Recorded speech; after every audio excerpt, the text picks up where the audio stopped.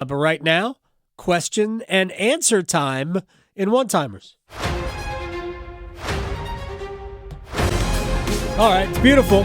Victoria will ask questions. I will fire off answers as quickly as possible. Yes. Before the defense adjusts. Exactly, before they figure it out. So, with NC State talking, Kevin Keats said last night that it just wasn't NC State basketball. So, what is NC State basketball? I actually think that was NC State basketball. Yeah. If you're asking me honestly, and not specifically last night, but the inconsistency has been maybe the biggest problem that they have had, because there are times they look great. Here's the one thing I'm curious about. I remember at the beginning of the year, we saw all of these pieces that looked like they were going to, all right, Jaden Taylor, there's Casey Morsell, there's this, like, where'd everybody go? Yeah. Why is it just DJ Horn? Where is everybody? Yeah. And like I said, I think it was last week, State needs to find, it's like his Robin. Mm-hmm. Yeah. They need a Robin. They need somebody else to go with him, and they've not really just, kind of figured out who it is on a game-in, game-out basis. It's like, who's got it going tonight? Can you be the second banana? And that's like DJ Horn cannot do it all. Yeah. He just can't. It's unfortunate because he's having a great year. Yeah. So it's more of a lack of talent versus a lack of identity? I don't know. No. I don't know what their identity is, unfortunately, inconsistency. Mm-hmm. So, again, last night, they haven't played good half-court defense, in my opinion, all year. They play better when they make baskets and they can press. But their half-court defense, to me, hasn't been any good. Yeah. So, I'm not that surprised.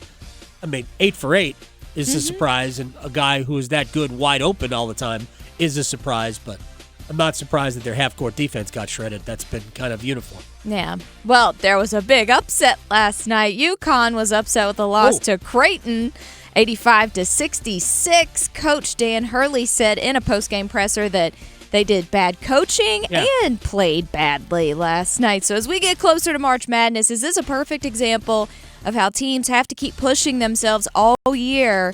Those teams are more likely to kind of last longer into the tournament versus other teams that can maybe lay back because they're, quote, better in the beginning of the season? I think that last night is the example that you can get run by.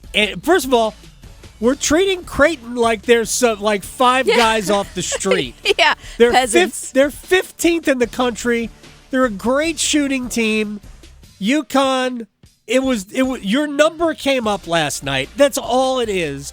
It wasn't that Danny Hurley did a bad job of coaching. This is always such a lame thing to say. Oh, put it on me. I've done a bad job. Like, nah, man, it was just your time. Yeah. You were the duck in the barrel, and they took a shot, and they got you. It's not a big deal. It will not stop UConn from winning a national championship if they win again. We put way too much emphasis in basketball because the great equalizer is that sometimes it's like hockey. Sometimes you do everything right and the ball doesn't go in. And I'm not suggesting they did that. I'm not suggesting 5 hours removed from dental work. I'm not suggesting that UConn played well last night.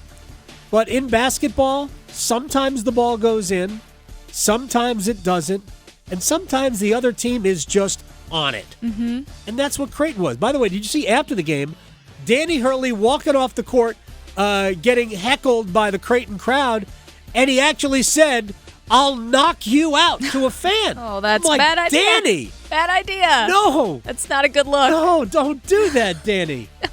Have we learned nothing from the players who like to throw mouthpieces into the audience? Let's not do that, please. Danny sometimes needs decaf. Yeah. Yeah. Decaf Danny needs to happen. So Duke is playing Miami tonight. How big, is there any extra importance with this game since UNC now being ranked 2 below them since Duke is number 8? Is there any extra importance to this game since UNC is also going to be taking on Miami this weekend? It's a funny thing. No, there's the importance of this game for Duke is the more times you can win on the road. Like, it's a quad 2 game for Duke. It's not even a quad 1 game. Mm-hmm. Now, maybe Miami ends up in the top 75 at some point this year, and it becomes, what is Miami? Miami is now 77, so they're not far from it. And maybe just by playing Duke, it'll improve Miami's quad rating. It bothers me during games. It's a quad 1 game. It's quad, like, this has to stop. We have to stop the dumb. Unfortunately, we're inundated with it, and we can't. And it feeds itself. It's a good hashtag, stop the dumb. Stop the dumb, please. I'm begging you. But no, Duke needs good road wins. That's good for them.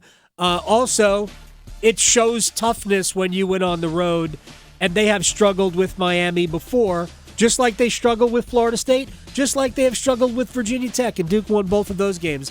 I don't know if Tyrese Proctor is going to play or not tonight. They need Tyrese Proctor back in the lineup. He makes their offense better, even if he's not playing great. Yeah. Well, and last up for today, so MLB Commissioner Rob Manfred decided that he has hopes of expanding the league to 32 teams before he retires in 2029, and Charlotte and good old Raleigh are both up for discussion. Here's the problem. People lean more towards Raleigh, however, Nashville's in the way. So which city would be better and why? Oh, gosh.